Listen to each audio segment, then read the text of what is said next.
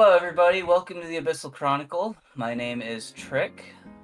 Joining me today are Sovereign and our good friend Ian. Hello. Well, I have a new body. Surprise. I guess. And this is... Yeah. Well, no, you're not guests. We're co-hosts. Co-hosts. Words. So you Yeah. two... Obviously, you know what the podcast is.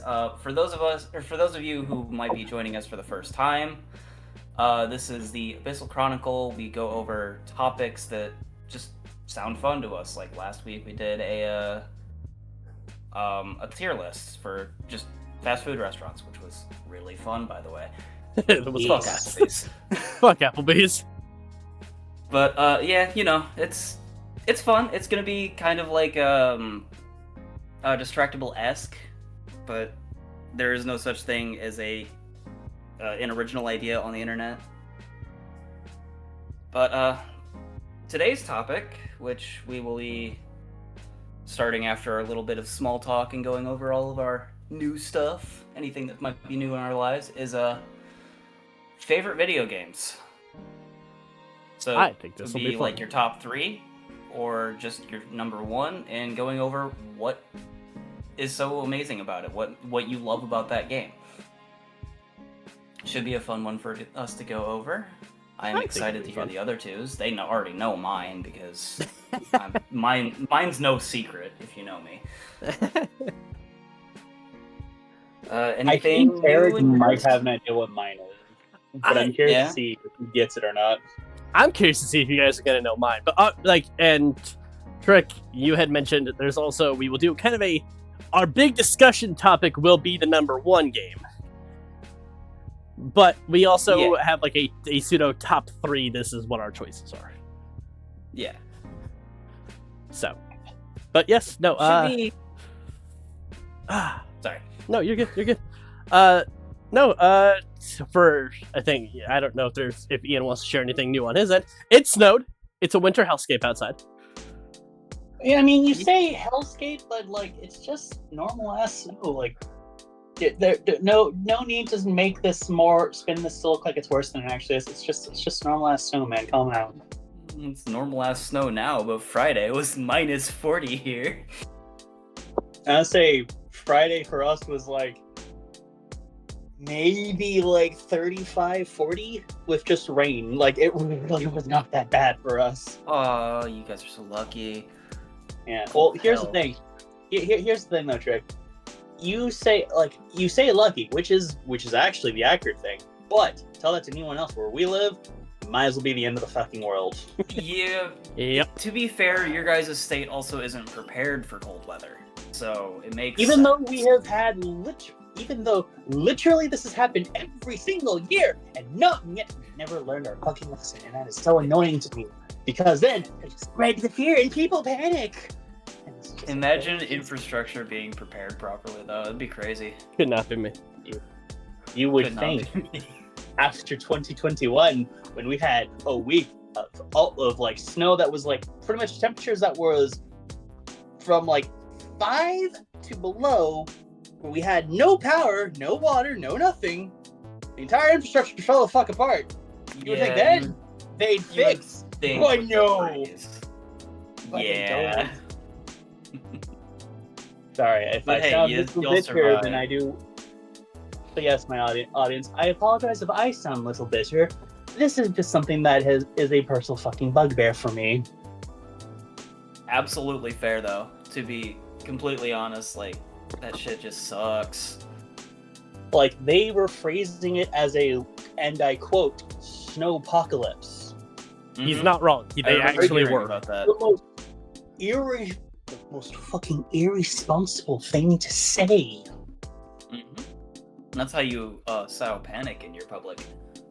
This is how you have grocery stores with like all of your produce stripped bare, all of your aisles stripped bare. Mm-hmm. It's true. We It's were bad. lucky to go grocery shopping on fucking Thursday. And even then, like if you were to look at our produce section, like that was gone. Like no one needs that many potatoes. No one needs that many like onions. No one on fucking earth needs that many tomatoes. mean? I need every tomato in the store. The worst thing is, it's a waste of food because half of what everyone panicked bought is going to go bad. Yeah, exactly. Oh yeah. And that upsets me way more. It's wasteful, yeah. It's just so wasteful. It really is. It upsets me so much to my core. Yeah, I feel that. But yeah, so hey, that is as political as we get on this podcast. Yeah. Trek, what's new with you? What else is new with you? Since last week. Surviving. It was cold. It was real cold. My PS5 is not happy, so I had to buy a new game I had to buy a game on my PC that I already own on my PS5, and I have to start over, which sucks. But I mean, it could be worse. I'm pretty okay. Nothing really new and exciting in the goblin's life.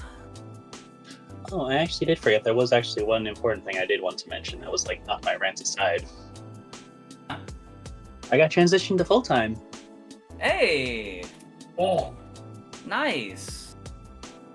That's awesome. He did. That's a happy man. Yeah. Reality didn't hit me until like after the orientation, which is hilarious. Yeah. Reality kicked him in the face after he's like, oh, it's now setting in. Oh, man. Buddy. This is why we love you. Hey, at least you got full time now. That's gonna be really nice. Indeed. It's very nice. It is. Keep you busy, that's for sure. It will, honestly. And more importantly, gets me paid still more. And benefits. Oh, yeah. Oh, you get benefits? Yeah, that's right. You're full time now, so you'll get benefits now. I get That's benefits. Awesome. I can take time off. I can have paid time off eventually. It's lovely. Hell yeah. Cries in 10 I days. got 6 days now. I can't sit there and say that I'm crying in temp agency, though. I chose not to take the full time because I'm leaving. Yeah. So, that's on you. I can't say anything. I can't bitch. That's on you. Yeah, no, it is. If anything, you're taking the lesser of the two evils in terms of like what will look nicer for you. So. Yeah. It'll be better for you in the long run. It'll be good on the resume. Yeah. Not only that, but it keeps doors open. Yeah, exactly. Care to start us off now, Part-time Gabba? workers are essential. Yeah. So, I guess, do you want me to go into my number one first and then introduce that? Let's start with the Or do you lower wanna move on to ones something first. else? Let's start with the lower ones Okay. first and then go up to the tops. Okay, so let's kind of go in like me first since I'm the host, and then one of you two can take the next and go over your number 3. Yeah. For me, my number 3, I would probably have to say is Warframe. It's a game that I can just sit in and do anything that I want for hours at a time and not have to think. You know, it's really funny that you bring that up too, Trick, is that one of Ian and I's first games on PS4 playing together was Warframe. Really? Yes. They were, yes. Well, Back before they, like, the last time Ian played, they had just opened up, I believe, or no, I think the last time you played was when they released Octavia. wow, that was a long It was like time Octavia ago slash then. like it was Octavia slash like you actually had you could be the person in you.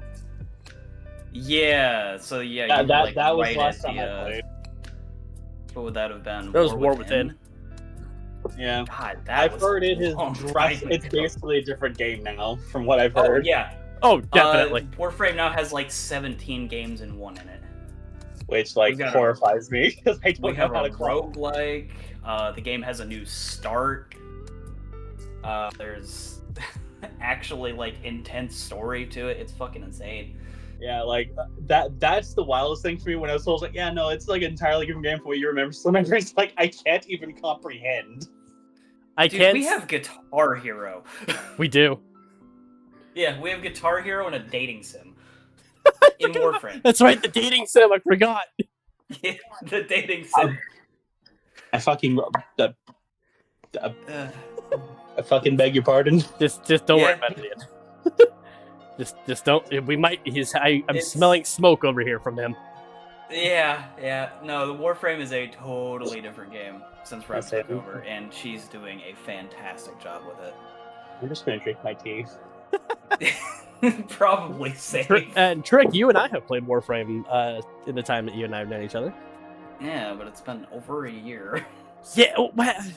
Well, no, it hasn't. Well, I mean, it's fine. It's been over a year. Yeah, that's fair. We have. I been think friends. your last login on it was like 380. Look, I ain't gonna lie to you. Yeah. It be what it be. I get distracted with other games very easily.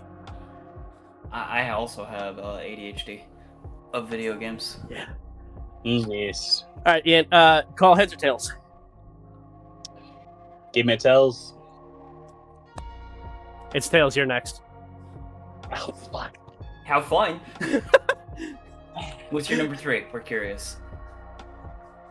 It's actually ironically very recent game. It is actually Clair Oh? Obscure. Clair Obscure is a fantastic game. They're obscure It at didn't number make my top 3, though. But it's Yes, I do mean that. Fucking sincerely. This is a game. That game touched me and resonated with me in such a way. Literally, that would have been a game. Like, if I had picked that up like years ago when I was like small child, that would have been like a game I grew up with playing nonstop. That is like that would have been a foundation game for me. Yeah, absolutely. I feel like that game honestly should be what turn-based games are going forward. I genuinely yeah, I hope so agree. because it has done stuff with the turn-based formula I didn't even think was remotely possible. Exactly. They did it so And I- well. It's oh god, it's so And, like, so beautiful. honestly, my favorite thing about it is the backup party. Yeah. The last stand. Like, I if love- you lose your whole team, that's so smart. It works so well because it is a game mechanic that synthesizes so strong with the story. It works really so makes well. It makes so much sense. But more than anything, the thing that like I love the most about it, that keeps drawing me back to Claire no matter what, is its music. Honestly, It's I valid. was just gonna I say will the music. still I will quote from someone. I love the fact that Sandbox Interactive gave me a 9-hour soundtrack and then built a game and then gave me a game on the side. Yep. It's a True, good though. game, no less. It's a fucking awesome game. And shameless He's plug, actually like- shameless plug here for a quick second, Ian. You and I are still playing through that on the channel. I'm Yes. actually thinking about restarting my playthrough of it. I say worth doing. Absolutely. It's like, for the sake of the playthrough that I'm doing for him, well, I am the one in control.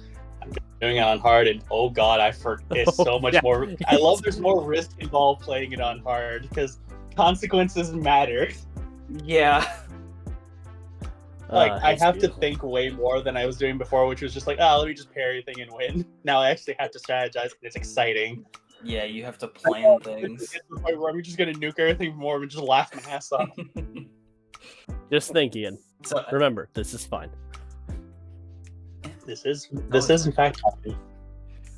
I think we can all agree on this. If we were going off of like, what's your favorite video game soundtrack? Clair Obscure would Oh, probably God, be number yeah. 1 for all of us.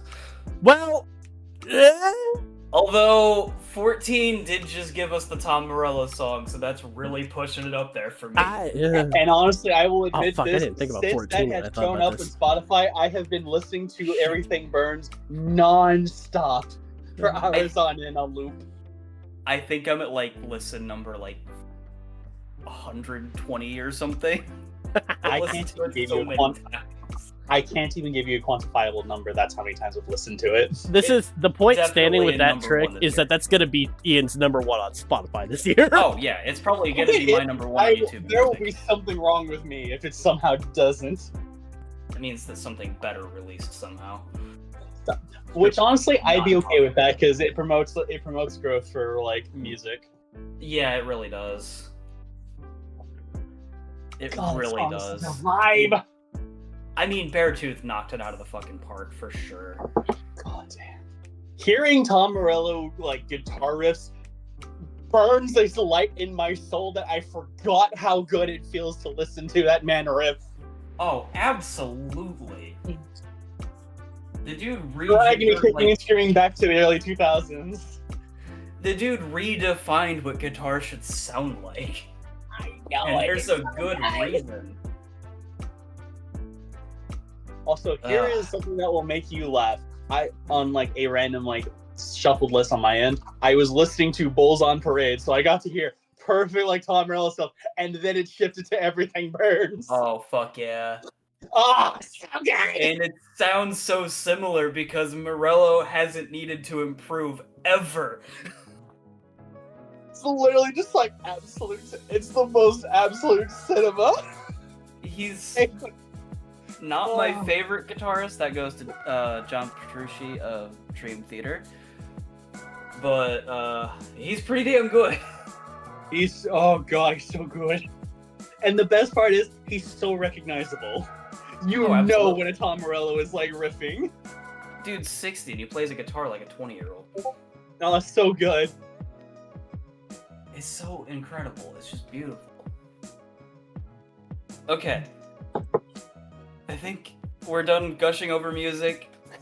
But music is incredible. That's all we're gonna say on that. I mean, if we went with soundtracks or music or anything like that, it'd be a much different list. We might have a little bit of argument in, but we'll see. That might be a topic later on down the line.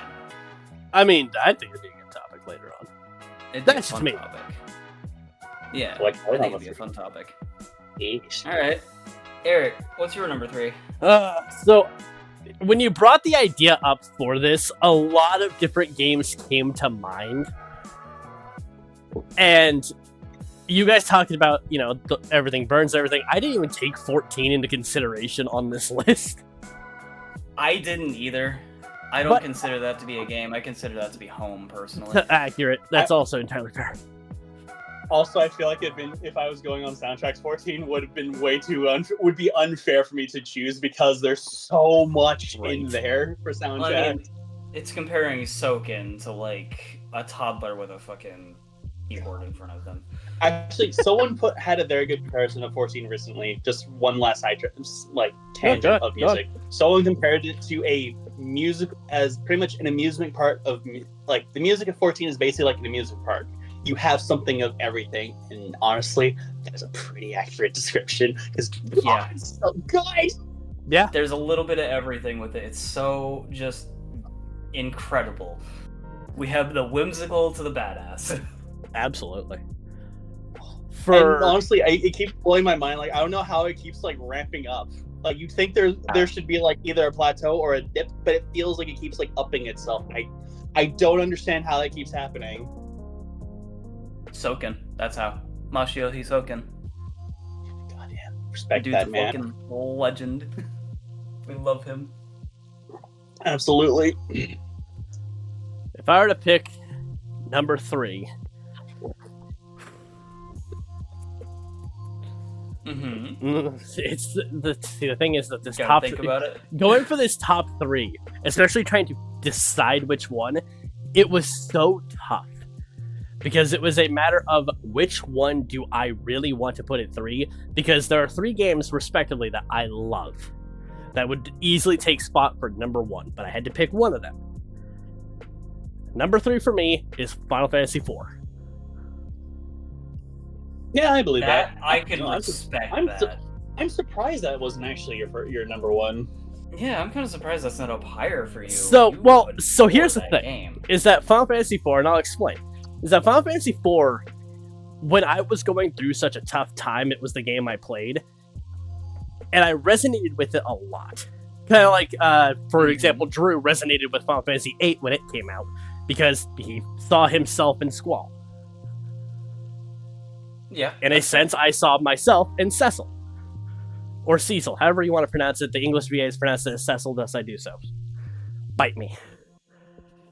So, but honestly, Final Fantasy IV being like it again, 3 games contended for number 1, but I had to pick one.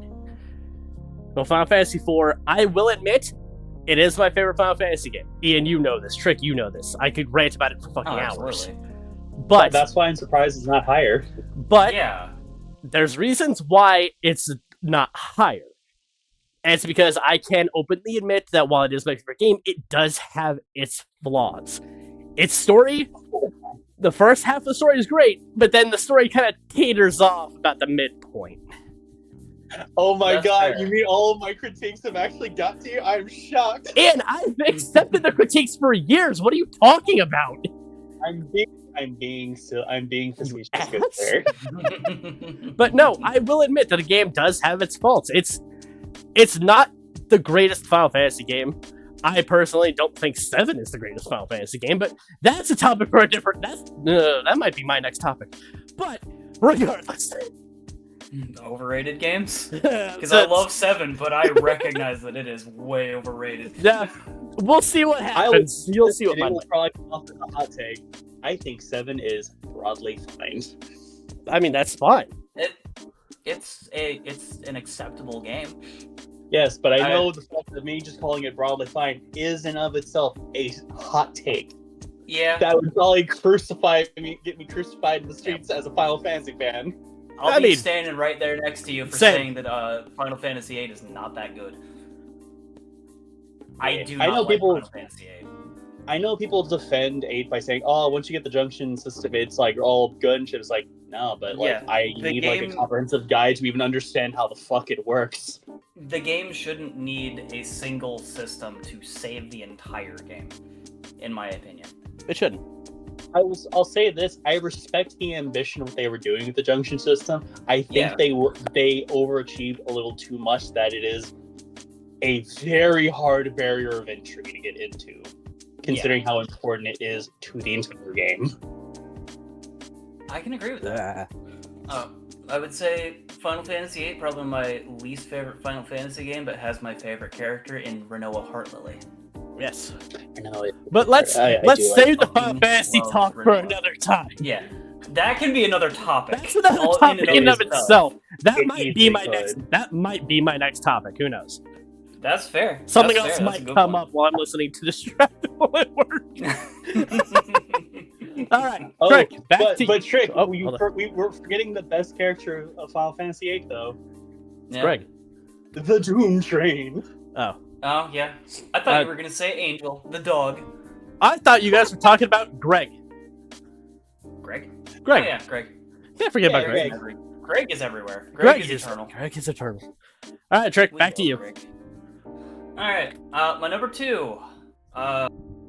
This one, I haven't really talked about liking to these two at all, ever. But, Chrono Trigger. Yeah, no, that's a valid answer. You know what? Chrono Trigger.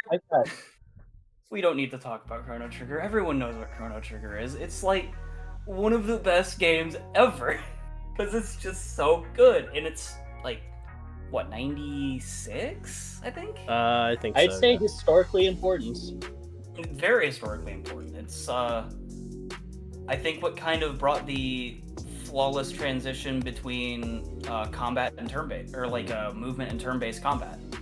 Yeah. Which a lot of games can't really do anymore. The only other games that I can really think of that do that properly would be like Crisis Core. That's like the only other game I can think of that has like a turn, or like combat starts as soon as you walk into it and it like ends right afterwards. Yeah. Granted, that one's also not turn-based, it's more of an active time battle system, but it's cool. They definitely tried to do something a little different with it, at least. That is a fantastic Final Fantasy game.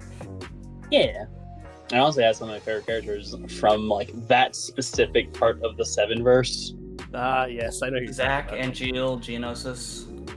Or Genesis. Yeah, Genesis is literally one of my favorite characters. I will die for my glorious one ring to keep.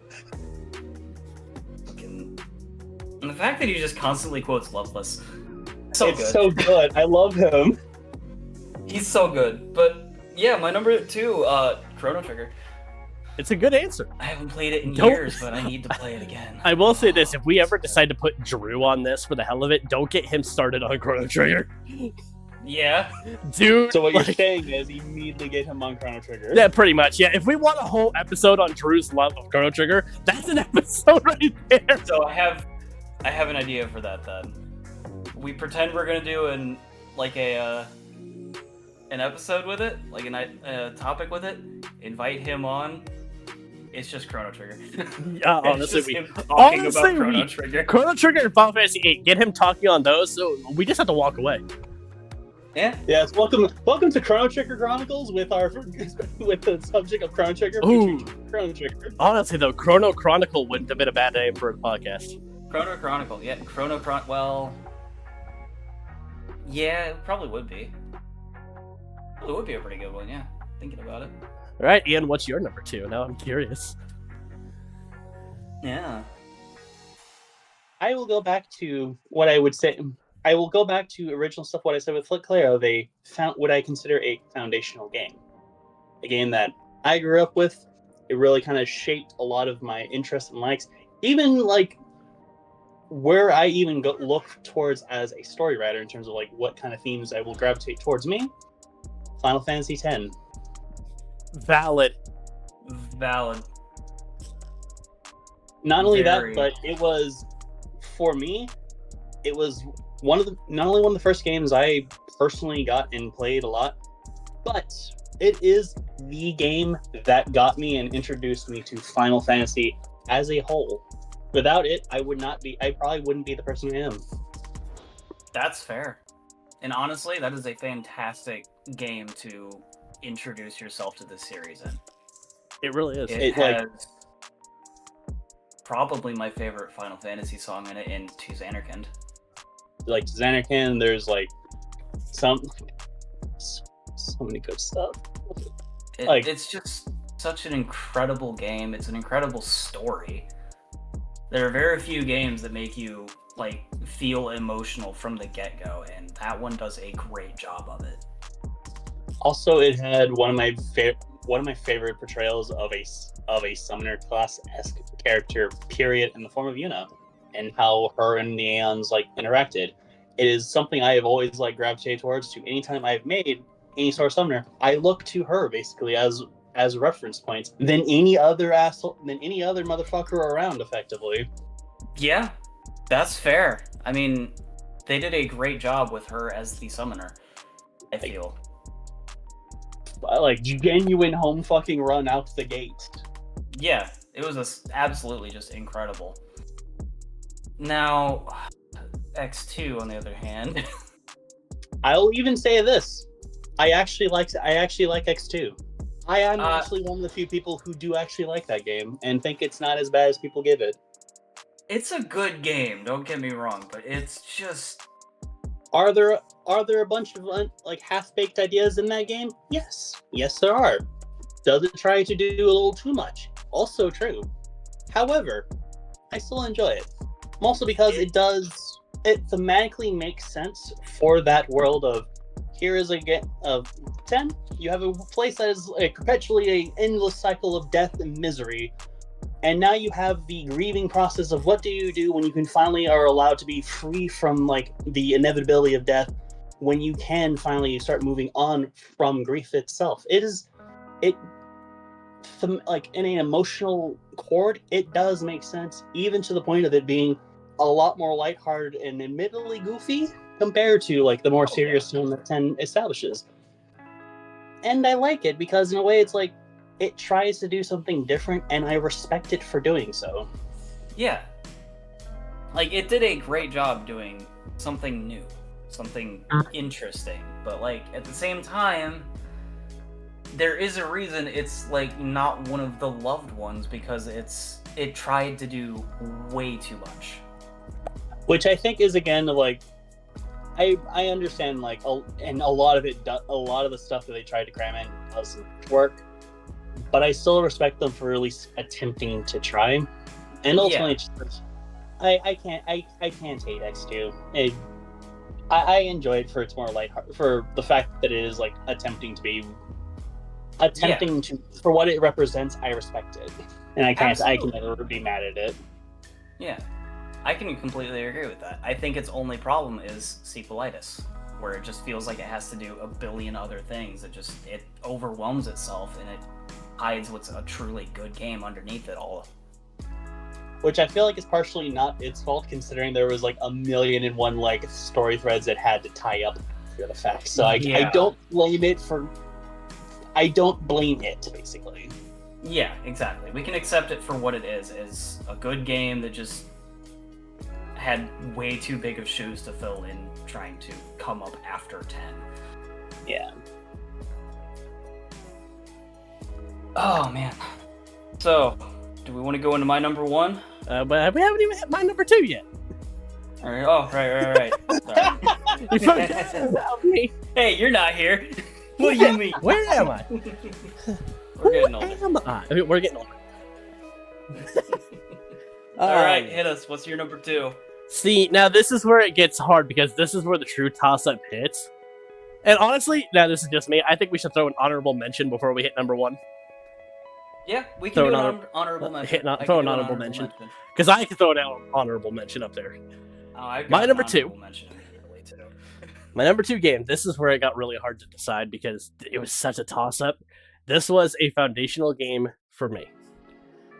This is what set me on a course back in 2008. My number 2 game is a game that came out for 2 consoles, but then was re-released in an HD version for a console that was not good. And if Ian knows me, he knows where I'm going with this. My number 2 game. You say a console that's not good. All I can think of is the Stadia. No, we're not going over that. Oh yes, the Atari, the Atari. No, the Atari. It's Atari ET. I'm kidding. Oh shit! Yeah, fuck. Wow. No. Dude, I'm kidding. Oh, don't get me started on that though. No, my number 2 game. Let me get the pitchforks. Get the pitchfork step. Yeah. My number 2 game. God. I hate the fact that I had to put this in second slot, but it's honestly, it's fine because number 1 it's still there. Number 2, The Legend of Zelda: Twilight Princess. I can give you that. yeah, no, that's fair. I still end up laughing about its like development history because it's of how silly the porting history of it is. Yes, because it only came out for the Wii and the GameCube, and then it was released in the HD version for the Wii U. Oh, I can give you better. I can give you more than that because where it truly gets silly. So, as you know, came out on the Wii. Was not actually initially supposed to go on the Wii. It was initially going to be for the GameCube, which they had designed, they had it all set. Then Wii was coming out. They're like, push it to the Wii. Oh god, like the Wiimote's like right-handed, and we've already have like Link left-handed. What do? Well, we could like just remodel him. Or we could just mirror flip the entire fucking game on its head and just make it so everything's flipped around so he is right-handed. And then they decided to port that to the GameCube, so instead of just leaving it as is, or, just uploading the original build they had, nah. We take what we've made of the Wii, and we mirror flip the mirror flip now. Uh-huh. Mm-hmm. It was so dumb. It's so ridiculous, and I love it.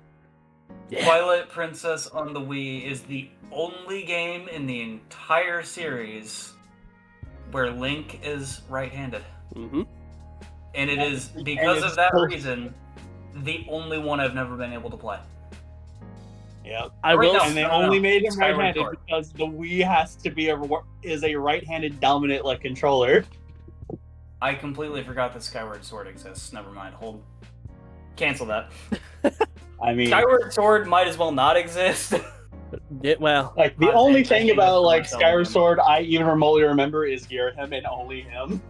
The tongue. I enjoy that zesty fucker. He's zesty as fuck. so so good.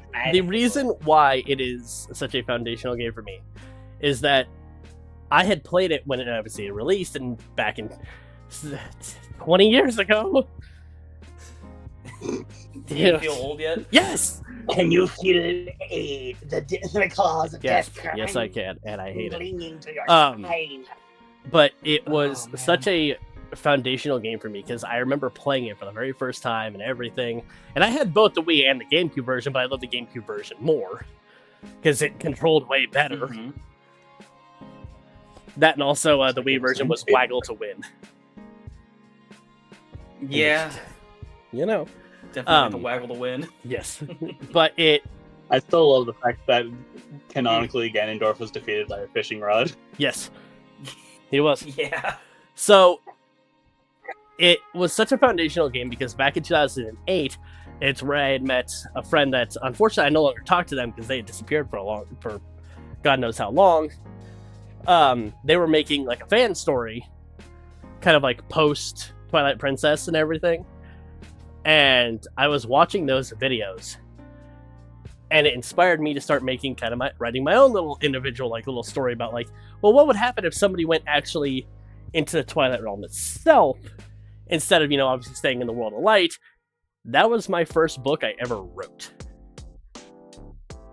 which was just obviously a fan fiction, but it was the start of the whole thing, which would then lead to obviously the creation of everything that I've done up to this point today. In terms of, D&D campaigns, characters, this, that, and the other. If I had never played Twilight Princess, none of this would have been as it was. Made you who you are. Yeah. It was a foundational block. It's fantastic and absolutely fair. It was. And It's like, And I can throw this out there too, and I'm not kidding when I say this, the Let's Play I did on my channel is number 300 for beating the game. nice. I beat the That's game pretty impressive. 299 times on GameCube, once on Wii. Very nice. So the Wii only got one time out of me, and I said, I'm not doing that shit ever again. No, that's Holy hell. And still, fun fact, still to this day, I can never, ever find the very last postal. Yeah. I'll also say this about Twilight Princess has some of my favorite designs of enemies in that in the entire series. Give me the Oh, Twilight Beasts. absolutely. Give me them. They're so cool. I was gonna say, Dark Knight, fucking 10 out of 10 perfection. Yes. Probably the best rendition of Dark Knight, I would say. Absolutely. You want my hot it's- take? It's literal perfection. Want my hot Was take? that- Hit. Yeah. Best rendition of Ganondorf, Link, and Zelda. Oh, absolutely. Design-wise, best The rendition. funny thing is, the best thing about that Ganondorf, it's the same Ganondorf. It's the same boy from Ocarina. Yes, but it's still the best design. You're not wrong. But here's the thing I love about this Ganondorf is I love how desperate and hungry he is. They made him. That is a man on a goddamn mission. Yeah, they made him actually a scary villain. They did a good job making him a villain. Got killed. Do not fucking care. Got killed. Triforce of power, fuckers. Fate has decided Yeah. I get to live. Fuck all of you. Fate has decided I get to live, and now I'm gonna make it everyone's problem. Accurate. Yes. I genuinely love how hungry he is. Zant, fantastic villain. Absolute Love nutcase. how menacing Zant is for so long, and when you realize he's just a madman, it somehow makes him more menacing even then. Yeah, I would absolutely agree with that. Don't get me started on. And of course, Don't get me started on the character. and then of course, my favorite location in that entire game,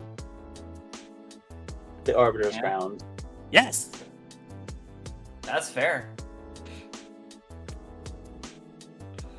Oh man, it's just such a... You're right, that's a foundational game. It is. And It it's... Now, Trick, you and I can agree. There's a particular character of the game that we don't need to start talking about, otherwise I will not stop. Okay, actually, not no. gonna stop This is talking all I'm going to say about it. There's only two things I'm going to say about this character, then I'll pass over to Trick for your honorable mention. Midna was a fantastic character and very well written. Absolutely. I love her. And her actual Twilight form, where she was actually, you only saw it very briefly, but her actual full form had young me fucking smitten.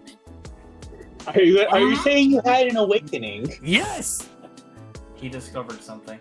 I discovered many things that year. But yeah, like I generally love like the arc that Midna has throughout that game. Like it is like she's such a fantastically written character. Honestly, I say that like almost like most characters in Twilight Princess are so fantastically written. They are. Even the weird one, like the fucking nipple chicken somehow. Yeah, nipple chicken. Yeah, nipple chickens. But also, this is okay. One last thing about Twilight Princess, I promise. Two of the greatest bosses that came out of that game.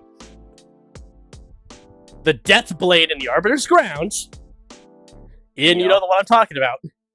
Oh, I know. He's one of my favorites, including my boy Stalwart. And Stalwart's the fucking other one. What a damn spectacle of a fight! Mm-hmm. Alright, I gotta so stop. Good. Trick, so good. your honorable mention, you please, before I go forever. off on this. Okay. My number 2. You mean the honorable mention? Or my honorable mention. So this is like my number 2. Because this one would have been my number 2 if we weren't doing just the top 3, because I like this one just ever so slightly less than Chrono Trigger. Final Fantasy XIV, specifically Heavensward. Okay. That's fair. I think Heavensward had the best story writing in it.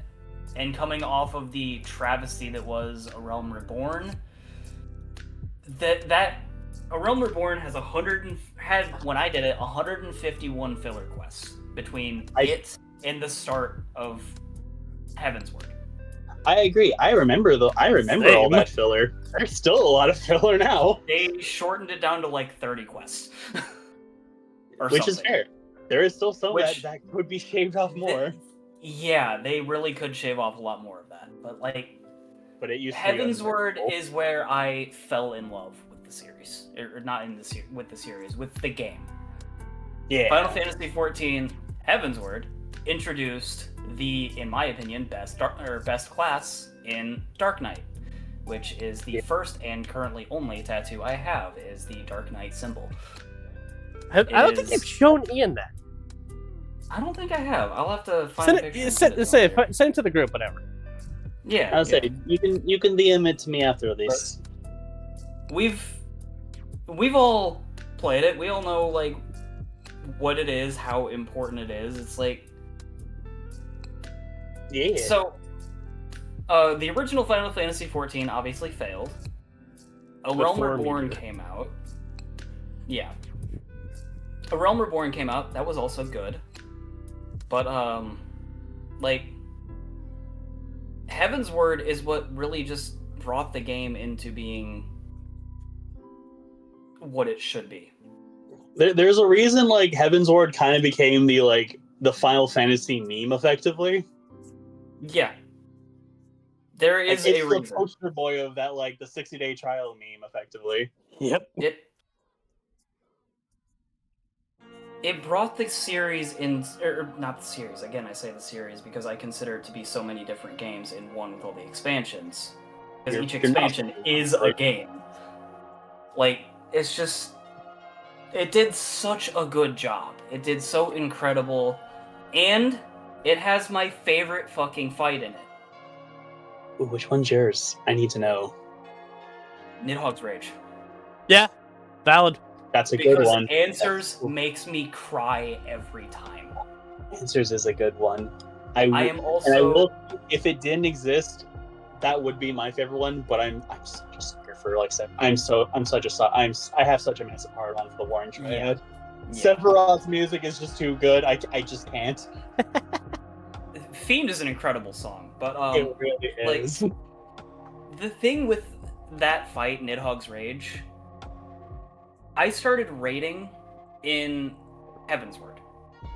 I stopped raiding at the end of Stormblood because the group kind of fell apart. I'm colorblind. Many people might not know that about me. I am colorblind, so I have a lot of difficulties distinguishing like reds and greens. And if you've done that fight, you know that there is a mechanic where you have to do a red chain and a blue chain that, to me, the blue chain was green because of the display I was playing on. So I was like, which chain do I have? I had to have somebody call out which chain I was on so I could do that mechanic. And I cleared it. It took us 100 attempts, 100 lockout attempts, and like 3 months. But it is the first truly hard content I ever cleared in the game, and I was so happy. Yeah. Because like I overcame a disability in that game, and that's why I adore Heavensward, because it helped me realize my disability isn't really a disability, it's just something that makes me a little different. I have a little bit of trouble distinguishing reds and greens. It makes me who I am. Yeah, it's nothing that makes you weaker or lesser. It's just a part of you. Exactly. Like, it's so good. It's just such an incredible expansion. And I recommend anybody who is interested in the game to play Heavensward. And if you have played Heavensward, I mean, if you play the game, you probably have played Heavensward, go back and play it again. Yeah. It's just so worth it. It's the only expansion I've repeated. Teehee. Also, I recommend it. Beautiful tattoo. Thank you. That was the day I got it. So it's still very red in that picture. Very nice. So It's made like a crescent moon. Oh, lovely. Eh? I'll show it afterward. Okay. Okay. Oh, I think. All right. What's your honorable mention? What's your honorable mention, Ian? Ooh, it's exciting because I will say this honorable mention. If my number one did not exist, this would have actually probably been my number one. Honestly, same. It would have been this and Chrono Trigger. It would have been a toss-up. My honorable is Shadow of the Colossus. Oh, we're gonna be going into that. Yeah. So do you want me to hold my thoughts until like it comes around on your end? Yeah. For those who aren't aware, Shadow of the Colossus is my number one. There should be. If you know me, you know that. Yeah, I will hold my reasons of Shadow of the Colossus when it comes around. Yeah, that's gonna be a discussion point. Yeah. I know it's my honorable mention. I believe so. Honestly, Is yours also Shadow of the Colossus? no. As much as I would love to say so, no, it is not. But Shadow of the Colossus is really high on my list, but obviously, no. There are other games. Another one, this is my honorable mention, has to be another kind of pseudo-foundational game. Not so much, but just another one that I played a lot, loved it. Pokemon Emerald. Fair. Yeah, no, that's fair. The best. Pokemon Emerald, yeah. Emerald was incredibly well balanced. Brought everything of Ruby and Sapphire together. It was great. Rayquaza is still my favorite legendary to this day.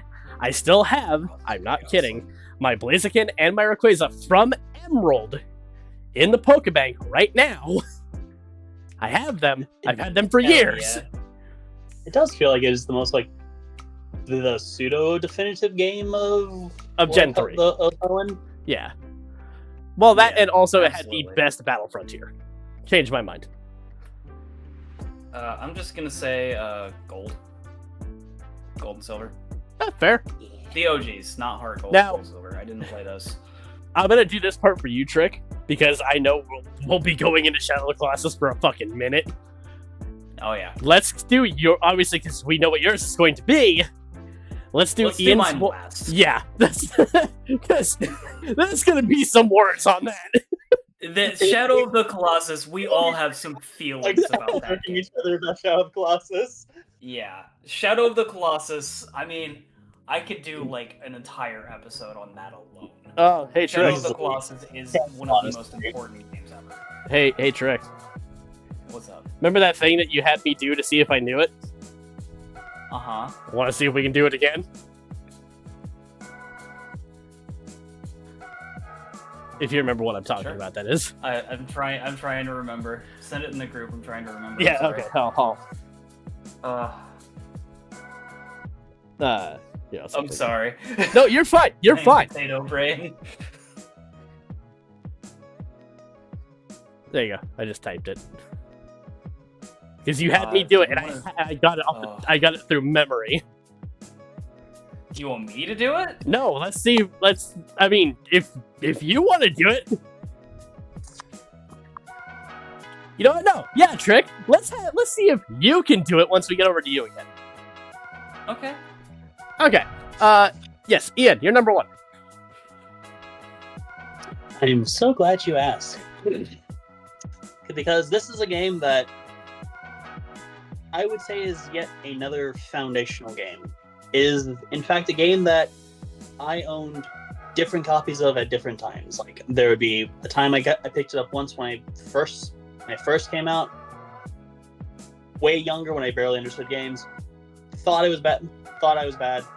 Didn't like it. Put it back. But it always kept like floating around and coming back. Found it like a couple of years later. Gave it another shot, and like it clicked at that point. And it has been a game that has stayed with me. I've constantly replayed it. Anytime I feel like I need, if there's something to just like, if I can't think of anything, I go back to it. It is a game that informs a lot about of a person I am, my interest, even down to like, again, basic writing, and just the amount of research we go into some things. My top game is Okami. Yes. Yeah, I can agree with that. I can 100% agree with yes. that. Absolutely. It's a game that literally changed what I thought. It is another one of those games of it changed how I saw the medium of storytelling. It introduced me to like my genuine love of like Japanese mythology, for instance. Like I go into such like deep dives, the fact that there are still tabs on my computer of shit I research basically because of that. And it is all thanks to Okami, effectively. And we don't even like. Okay, my favorite thing about that game is the art style. Yes, the art style. Like as much as I love the story, the art style, it holds up. It's like the art style is genuinely perfect. The music is so engrossing. It keeps you grounded and rooted within that world. Like it's just so good. Like it feels like to me, and this is a word I try not to say, it feels perfect. It feels like the perfect game to me. It is a genuine masterpiece. It touched me in ways that I can remember parts of that game that still genuinely move me to tears. Even just thinking about that, I would remember how like I had files of save files just so I could re-encounter certain bosses again because of how much those fights meant to me. Basically, I had files for like the Ninetales constantly, or of maybe I'll go fight Blight, or I'll fight Orochi for fun. Like literally, I just kept save files just for those fights alone, just for the memories, and so it would exist still. Yeah, I mean, that game did so much right. It really did. It did so much absolutely right, and it nailed it. It's an incredible game. That's why I would say, like, to me, it feels like the perfect game, and that's something I try not to say about stuff, because I feel like that shouldn't exist. But Okami has that effect on me, where it is like, no, this this matters. This is perfect to me because of how it makes me feel every time. It takes me. Sorry, go ahead. Finish what you were saying. I'm saying it basically, like, every time I more recent, if I ever pick it up, it takes me back to that time. It always manages to take me back then when it finally did click into me, basically, and I finally got what it was trying to show me. Absolutely. Like, it's so good. Yes. Now, I have a question for you too. Yes. Probably should have thought about this before, like when we started. Are we considering our 3 number 1s to be required plays? Mine, no. I genuinely believe Okami should. Well, I feel like Okami and Shadow of the Colossus should absolutely be number 1. Play these games. Try them out. I honestly, I would actually say mine would be, but not for the reasons that people may think. Okay. Is it my turn now? Yeah. Oh, okay. Oh, there was a lot of deep thought on this. There was so many different games I could have picked for number 1. I could have put Final Fantasy IV or Twilight Princess in number 1 because I love both games respectively. There's a number of different games I also love. I could have put 14 in number 1 for how much I love the game, for how much that is home. However, there's one game that has always been home to me since I have played it. My number 1 pick. And some people may think it's funny, but if you know me, it's just how it is. My number 1 pick is Skyrim. I'm not surprised. I'm not surprised either. I'm not at all surprised. But let me justify this. No, that's it. Go on. No, I have nothing against Skyrim. Skyrim It's the meme game because it keeps re-releasing on fucking everything. That's on Bethesda. Yeah, it's been released on a fucking toaster. It got released on the smart fridge. First off, it's not released on the smart toaster yet. Not yet. It did get. I do remember when it got released on the Amazon Alexa as well. Yes. Sorry if I triggered anybody's Alexa there. But okay, I remember when it got released on on Encyclopedia Britannica. Yeah. Thanks. Ian. I remember the Choose Your Own Adventure book. Yeah. Wow. No, it's such a good game though, and there's a reason it's been released so many times. Yes, and so now with Skyrim, I played it when it came out. Back in 11/11/11. God, that seems so long ago. Holy shit. Yeah, well, I mean, now 15 years about ago to be now. 15 years. Every time I have gone back to the game, I have always discovered something new. I have always discovered things that I did not know were possible. I've sank years into this game and I'm still learning shit. But the main reason why it's number 1 for me is because it was much like Final Fantasy IV. It was there for me in a time where I needed to escape from things that were happening in my life. I won't go into detail on what those are, because we did not put a trigger warning at the beginning of this episode. No, that'll be a different time. That's a different time. But it was there for me when I needed it to, and it's still a game that I will go back, and I even have a video, fun fact, on my phone of, oh, that is pretty. There's a video on my phone back in 2020 when COVID hit and everything. I got back into Skyrim. And it's of the Skyrim, main menu, but I have Country Roads playing in the background. because Skyrim is a home to me. It is a game that I have considered home. I have made 2 campaigns about Skyrim, one of which never fucking happened. And I'm still upset that it never happened. I'd be down to try it. Let me tell you this now. There is a lot that I would have to go back through and 1, retranslate, and 2, I think I might have already spoiled how it ends. I know I spoiled it to Ian. Oh, that's fair. But it would be one that I would have to retranslate everything from Skyrim, like, you know, obviously Elder Scrolls logic over to D&D 5th edition. I mean, I would make the argument, even if like the ending was revealed, to me, something like that, that ending does not matter.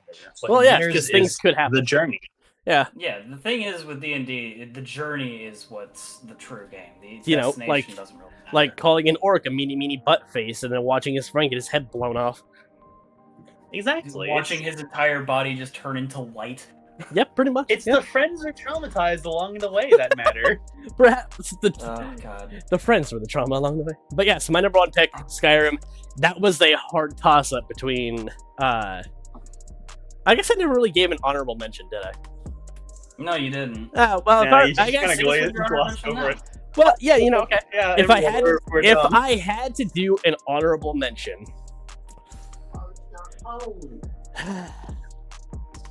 honestly,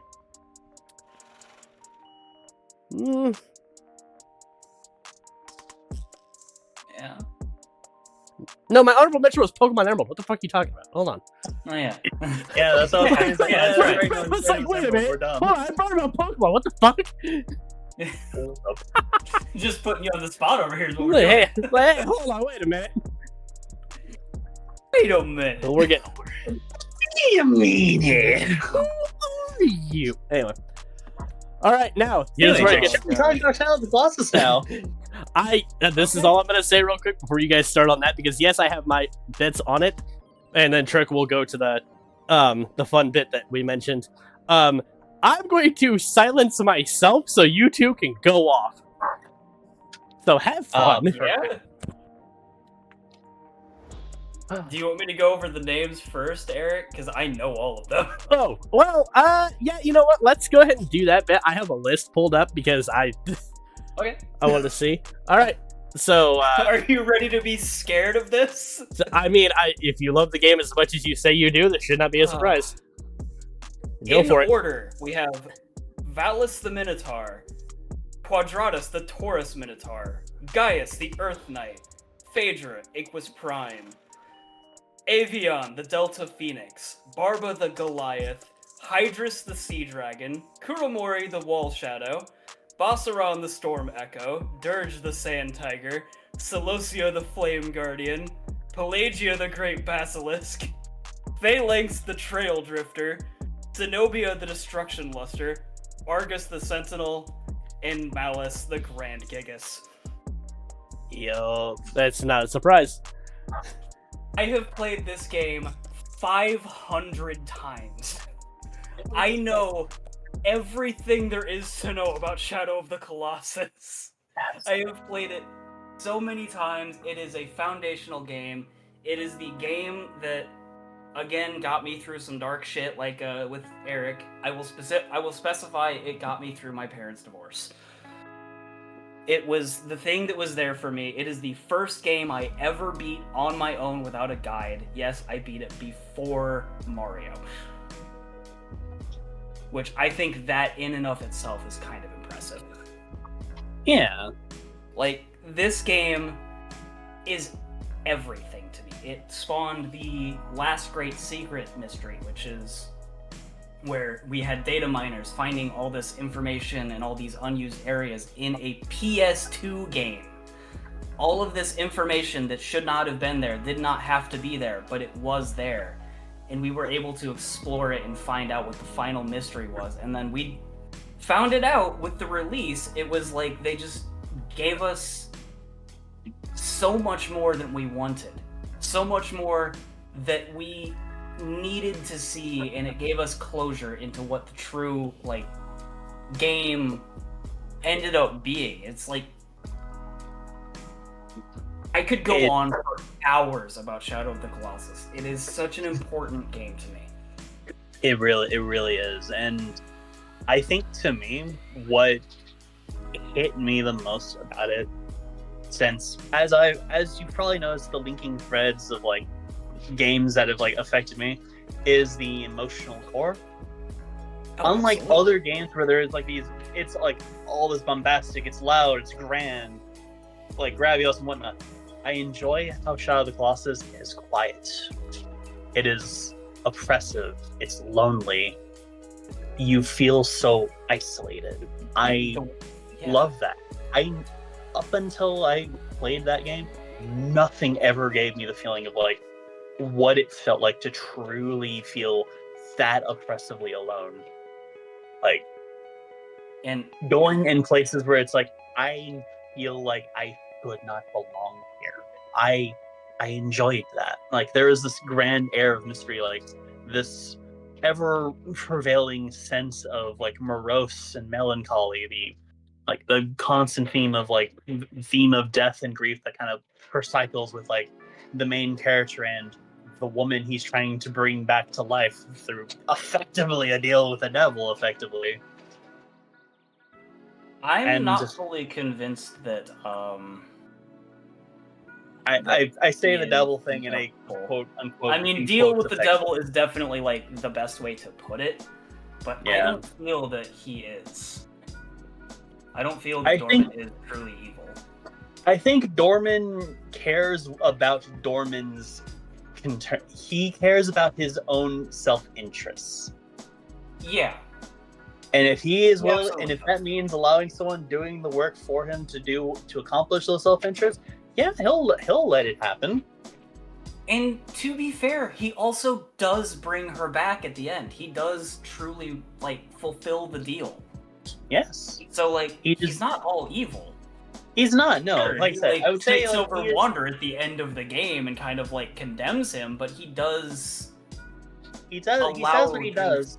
Yeah, And what I love the more about it, like the more I've played through it, like after that first time where like edge of like the profound like shock and like feeling of everything, I appreciate how Dorman is, of the fact of going back to the very start. He is so upfront in telling you everything. He plays all of his cards are on the table, saying, "Yes, I can give you what you want. You have to do something for me. Also, there is a price you will have to pay. Are you sure you will?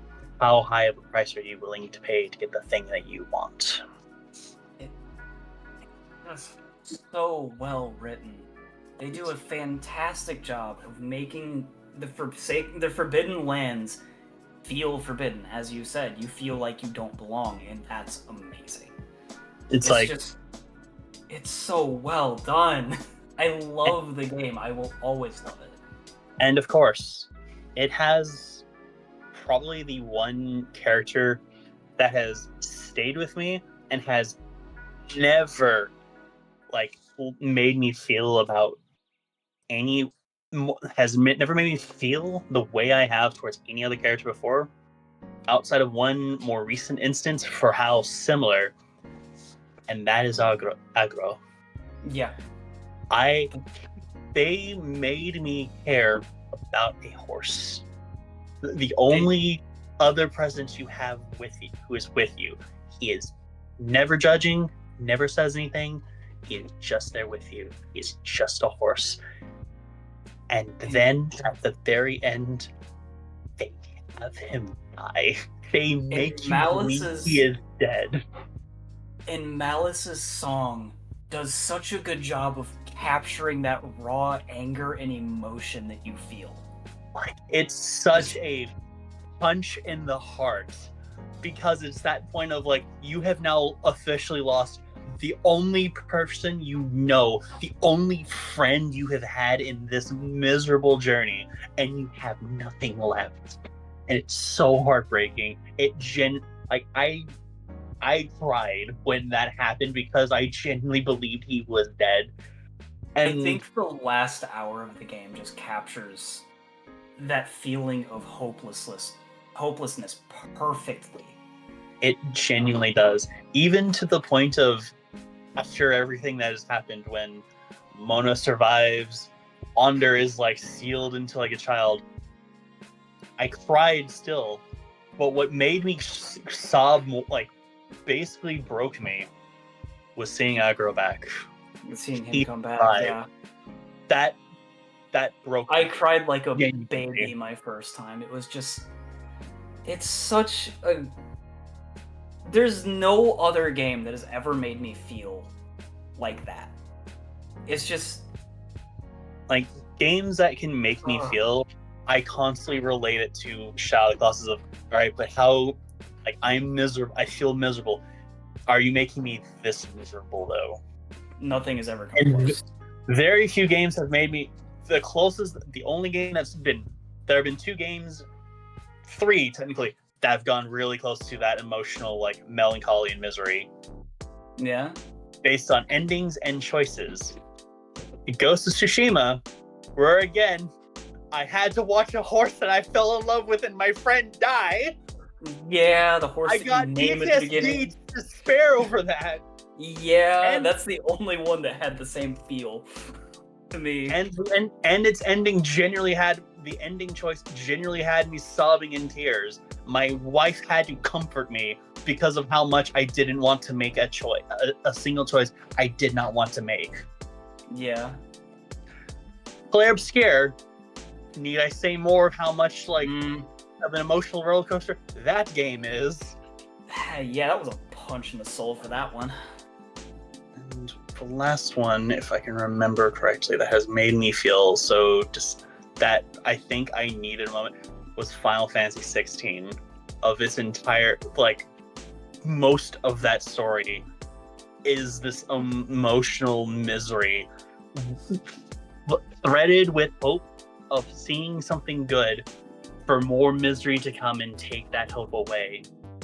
And it And all started with Joshua. Oh my god. And yet it continued. Every It time I keeps would hold on to going. hope for something nice, for something else to rip something else out of my heart, to the point where I was cheering actively for a kiss, and then was Yeah. crying at the end again. Yeah. And I mean, I do have one more that kind of follows that same, like, hit of emotion. Yeah. I think you'll agree with me. Post Vault. Heavensward. Honestly, yes. Worship on That Staff. one got me. Another one in 14 that got me too, and you might agree me or not. Shadowbringers, the reveal of the X-Art. Yeah, that one was a different kind of emotion. It was just that feeling of hope. I was crying because it was seeing someone new, and then the shot happened, and I was so not okay. It's just, oh my god. And the only It's other so part, good. the only other one I would say as well for all of that is also what I call Act 4 of Endwalker, the entirety of Ultima Thule. Yeah.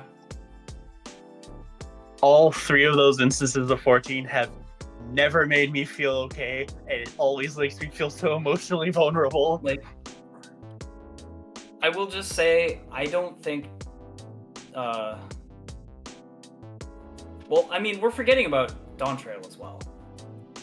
Dawn Trail has its good moments, but they haven't. Specifically talking about, like, the final zone. Yes, which I that was one's drawing a good. blank on. That one hit me emotionally because of seeing the woman who raised Wuklamat. It was right around the time that it was right around the time of the anniversary that of my grandmother passing. Yeah. And she was a very much grandmother figure. So that one hit me emotionally. It was kind of that closure of just, you're okay. And it hit me And that's understandable. really hard. It hit me really hard. But, like, there are very few games, and I can count them on a single hand for games that have made me feel anywhere as close to the raw emotion and just feelings that Shadow of the Colossus will give me. I agree. And every example I listed when those emotional highs and lows hit me, I almost had to walk away just so I could recover. That is how much those would hit. Shadow of the Colossus, like, emotionally destroyed me, but it's beautiful in how it does it. And the soundtrack fits too for every moment. Because you're playing a tragedy, basically. End of the day. You are. You're playing a tragedy, but it feels like an epic. It does. The Opened Way is always going to be one of my favorite songs. And Like, it's a genuine, it's basically a Greek it's a Greek tragedy. it is. And I'm just going to say one more thing. So we're doing a playthrough of Neo 2 on streaming. Or we're streaming through a playthrough of it. And there is a song in Neo 2 that conveys Shadow of the Colossus, specifically the Open Way, to me. And I'm sure you'll agree with me. There is a phase change point in the Gyuki fight. You are so right. That boy he's a giant. He is a colossus. I was gonna say that boy is like Shadow of the Colossus coded, He is so Shadow of the Colossus coded. It's so good. Yes. That fight is incredible. I wish it was. I'll put it this way. I wish Taute was more like Gyuki. Yeah, I would absolutely. have no problems with Taute at that point. Absolutely. Like that fight just gives me so much Opened Way with that phase change. It's so well done. It is so well played. They did an incredible job. They really did. It's just Shadow of the Colossus is a masterpiece. That's yes. Like it's so perfect. It's so unique, and it's a thing that I think you can agree when I say this, Trick. There will never be a game like it ever again. Never will be. There never will be. The Last Guardian, I'll say, came kind of close. Came kind of close to that same feeling of emotion, not the same level of epic. Yeah, like I respect Team Ico for the trio games they made. Shadow of the Colossus being their middle, I think is their peak, and that's okay because they captured lightning in a bottle in a way that I've never seen anyone capture in the unique way that they have. It's also the only trio of games I think does not suffer from sequelitis, because each one does its own thing and they do it so incredibly well. Each game is a masterpiece. And Shadow of the Colossus obviously being cream of the crop, there is a reason that it got a remake and the other two didn't. And even then, I would go as far as to say I think another thing that helps Shadow of the Colossus so much is when it came. I think if that game came out any other time, it probably would not have hit the same way for us. It came out the exact time it needed to. 2005. Yep. And that game, still absolutely fucking gorgeous. Even the original appearances of it.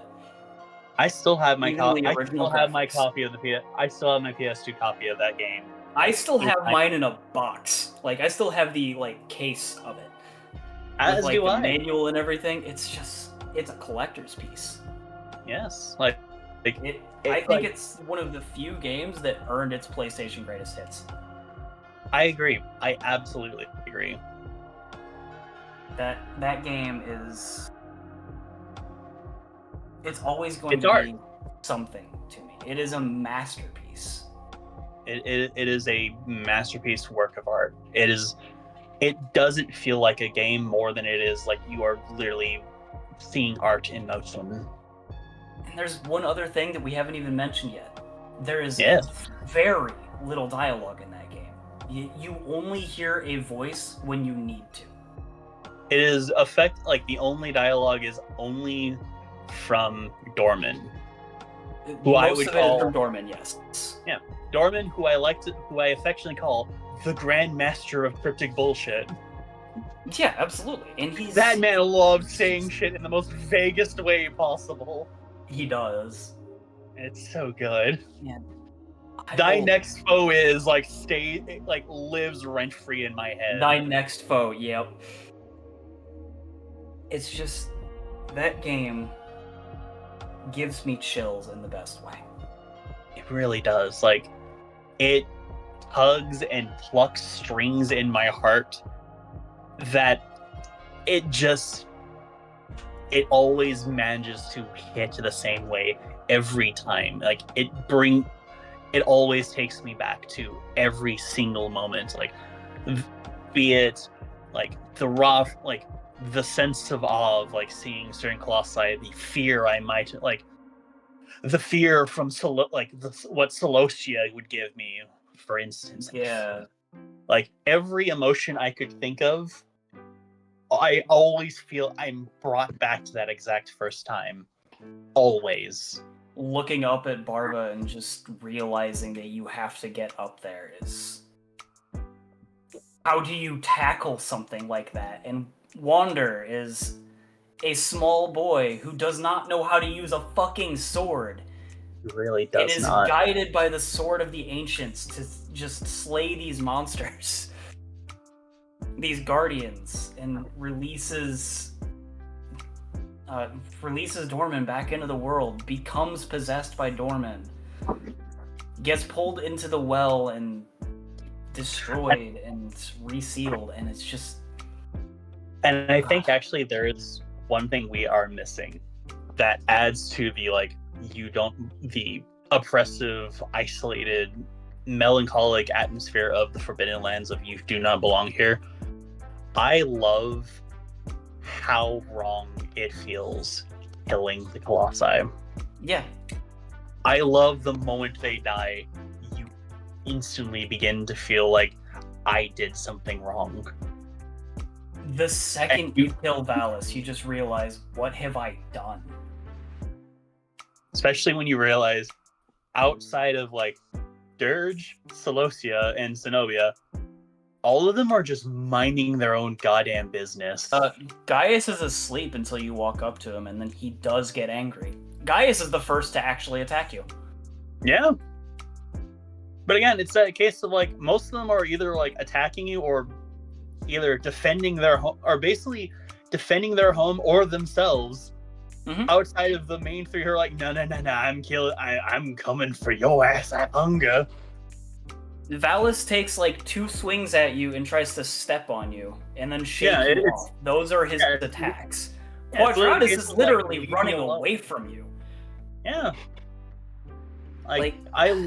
It's such a subtle way of showing that you are in fact a monster. You are the invader, yeah. One Like thing that people don't notice about it. Yeah. Every time you kill one, have you noticed that like you get slightly more of that dark blood on you and your skin gets paler? You don't notice it until like 7 or 8, and at that point it's too late. It's such a subtle touch, and I love it. Like it's like you are getting covered in blood, your hair is turning darker, you get paler, your clothes are getting progressively dirtier and torn up, basically. Mm-hmm. Like the weight of everything you do is shown. And by the time you finally get to see it, it is, as you said, it's already far too late of like, you can't walk away. You've gone too far that you just like, maybe I'll keep it, like, I have to keep going. Maybe if I make it the end. Yeah, like, it'll justify everything I've done. Even after Valis, it's too late. As soon as you start the process, it's too late. I would argue it was too late the moment you came to that place. It was too late the moment you stepped foot onto the bridge. Not even before you got to the temple. As soon as crossing the threshold before the bridge was far too late. Yeah. Even taking the journey, taking the sword from the elders was too late. He made the decision. Yeah, but it's not. Which is why I think, like, the whole, like, how you can, the fact you can try to rationalize yourself with that, like, maybe it'll be fine, maybe if I just keep doing it, it'll be okay, everything will make sense. That's where I think why Malice matters so much more, and the road to.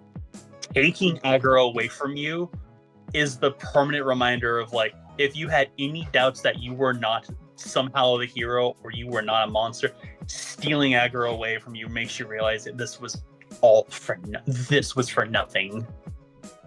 I'll just say this, I think the reason that everything goes wrong is because we lose aggro. It does, and I think it's perfect. It's such a it's the perfect timing to do that. Poetry. It's It is. poetry. It's what makes the This is your last work. step. You are gone. Yes, it's like you are at the threshold of hell. You're walking it alone now. And that's why Malice's song hits just so much harder. That game is perfection. I will not be told otherwise. It really is. Anyone who says that it's not perfection, I'm just gonna say, go play the game. Try it out. Yes. I can beat the game in like an hour and a half, 2 hours. I've played it 500 times, but if I can beat it in an hour and a half, 2 hours, you can beat it pretty quick too. Like, probably maybe the only time I will stumble is like boss run, and that's just because I fucking hate that fight. For me, it's Phaedra. Phaedra is so hard to get to cooperate with you. Phaedra is the second worst for me. Like, those two are the problem children, because it's like I'm having to get them is basically trying to get them to cooperate, and they don't like doing that. Yeah. I would like to throw this out there real fast. I'd like to throw this out there real fast. I'll chime in a little bit on this fun discussion. Please. What are your thoughts? Yes. So it was actually Ian who got me to play Shadow of the Colossus. Which you're welcome. Yes. Now, the game didn't resonate with me as strongly as obviously it did with you guys. I do believe, however, I'm in all agreement, it's a very beautiful game. Everybody needs to play it at least one time. No ifs, ands, buts about it. You have to play it. It's an absolute must. And if you don't play it, at least watch a playthrough. Yes. Because the spectacle, everything that happens in that game is just so incredible. But if we're talking about, like you guys were talking about, obviously the lead up to Malice losing aggro, take a moment, if you will, and Drake, have you played the PS4 version? Yes. Think about the difference between the PS2 and the PS4 version of Malice. Granted, it's the same thing, but graphically, Malice in PS4 so much more intimidating. On the was PS4. Looked like a goddamn menace to society. He looks like a demon, which is what he's supposed to look like. Right, because and what makes it work is the fact that the moment he sees you, you can kind of see it as like, what really is like, he is trying to stop you. He is the fact first that one on-site to is shooting at you. fight you. Yeah, he is the first one to truly fight you. But think about this too, it's because this is something that I got to point out with that too. Because as you guys were discussing, barring three of them, none of the other colossi really tried to fight you. Obviously, the three that you guys mentioned, and then Malice. Imagine, if you will, if Malice was a more mobile fight. Yeah, exactly. If he was, it would actually be a problem. Right, but yeah. I have a theory as to why he's not, though. Yeah. Because if you think about it, now, of course, this could just be reiterating things that people have also said in the past. Malice being unable to move, barring obviously, his arms and, basically like the things that move around him.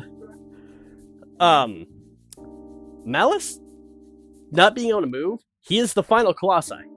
He's the last one. He is the guard at the final gate. This is it. This is everything you have done leads to this moment.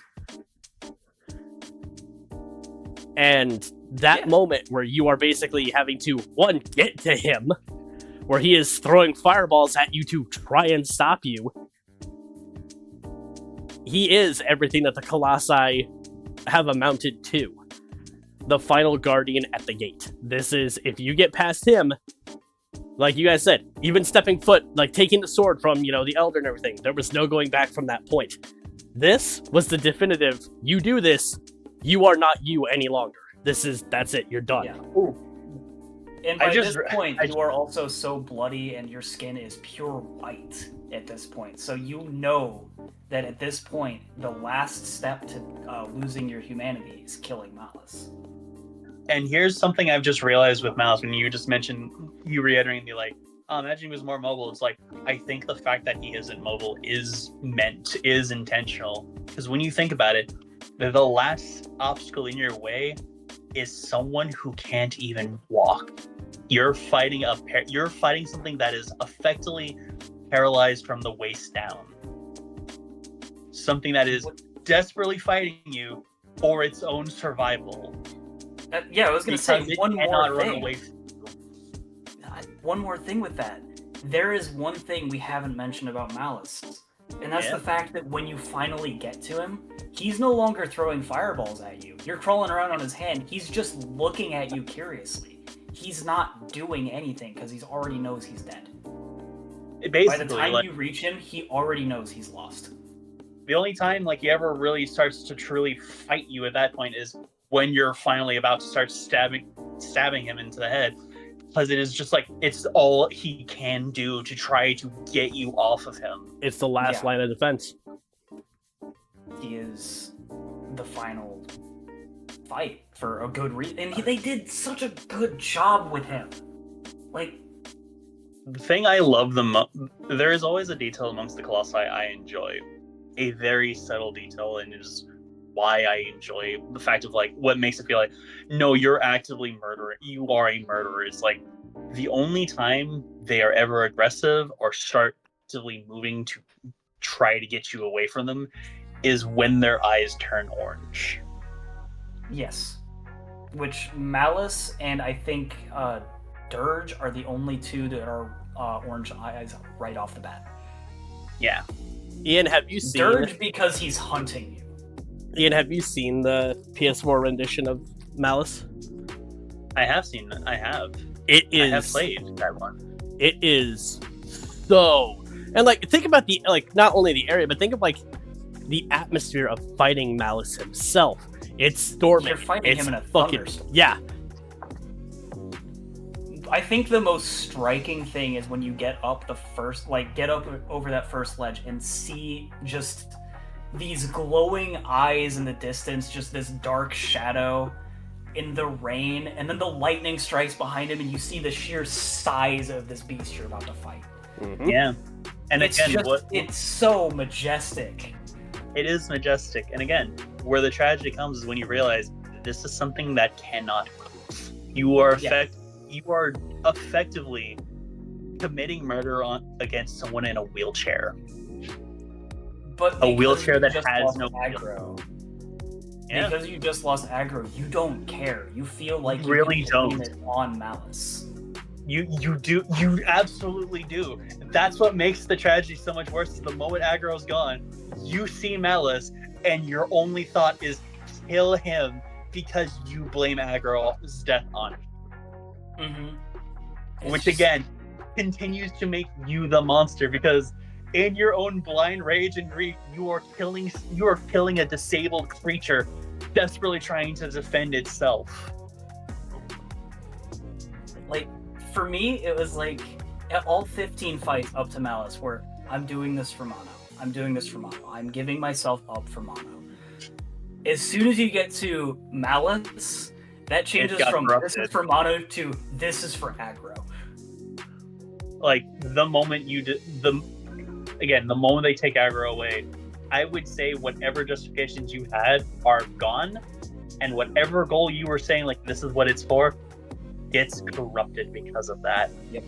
It becomes a personal thing. It becomes a personal grudge. And to me, I think that is exactly what Dorman needed in order for you to completely lose your humanity. To be able to take to hollow out the last of you. That last push. In all honesty, the Forbidden Lands are Dorman's domain, right? It's it's implied it's both his domain / his prison. Yeah. So wouldn't it make sense that he would be able to control things like that bridge just being ever so slightly too weak for aggro?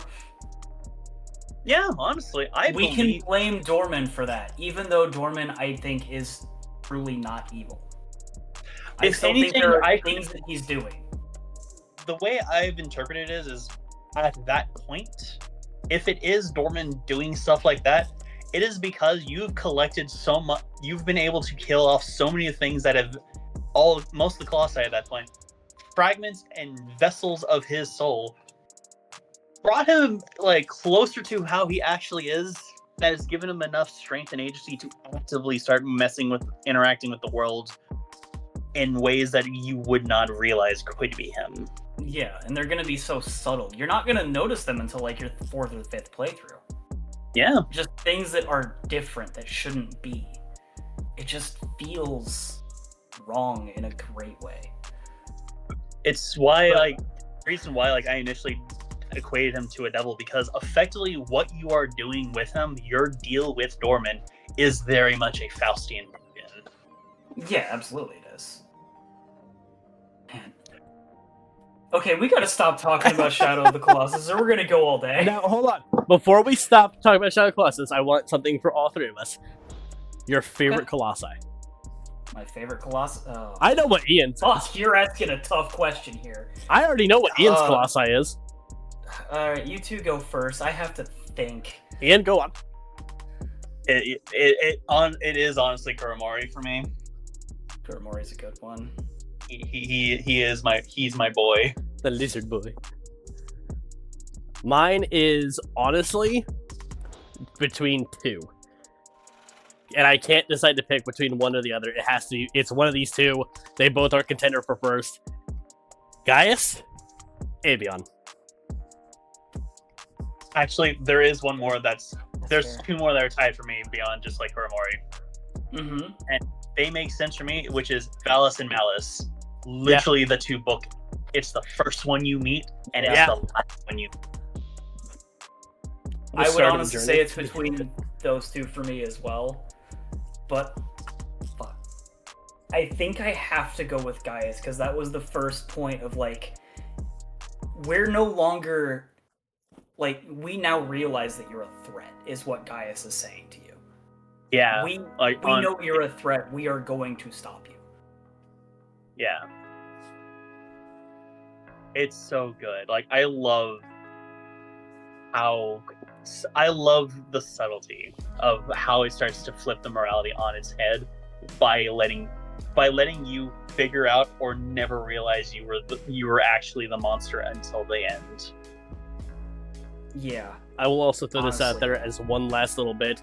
The theme that starts playing with Avion once you actually are on him, peak. It's one of my favorite tracks of that game. I can't remember the name of the track, but it's peak. I just realized something here, actually. Yeah? It's going to be either Gaius or Bossaron, because Bossaron is when you first start to really notice that you are corrupted. Yeah, honestly. Like, Bossaron is where you first, like, you know that you're changing slowly. Like, if you pay attention, very close attention, you can see you are slowly changing. But Bossaron is the turning point of, like, once you beat him, once you kill him, it's undeniable. You just see it. It is there in your face. Yeah, it's like, if you didn't notice by then, by that point onwards, it's clear something is wrong with you. I think Gaius is the moral point of, like, you're killing innocents, and this is the first one to fight back. This is the first one who realizes that you are a danger, and he needs to stop you. Bossaron is the point where you realize you are such a monster that nothing can save you anymore. And again, by the time you've gone to Malice, you have lost so much that nothing matters. You could probably argue you've forgotten the reason you even came to that place. Like, it's just, it's perfect. It's just so good. I want to point Like this I out. I do want to point this out real quick before we wrap this up. I decided to look up the theme for Avion, which is the Spare-Filled Farewell, by the way. Somebody in the comments of the music video quite literally put, could you imagine Shadow of the Colossus movie / anime, but in the style of Studio Ghibli? We already have that. It's called Princess Mononoke. Yeah, Yes, that's fair. actually, That's fair. Very much that. That's fair. We do have that. Yes, Eric. We do have Shadow of the Colossus the anime at home. Yeah, it's It's a great movie. Princess Mononoke. Though. A fucking fantastic film at that. It is true. Not my favorite Studio Ghibli. How's My Moon favorite Castle? one is How's Grave Moon of the Castle? Fireflies.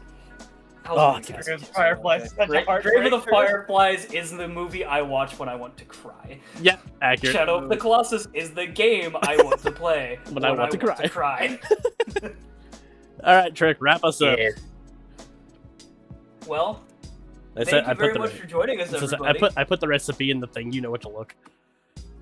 Yeah. So this has been our second episode.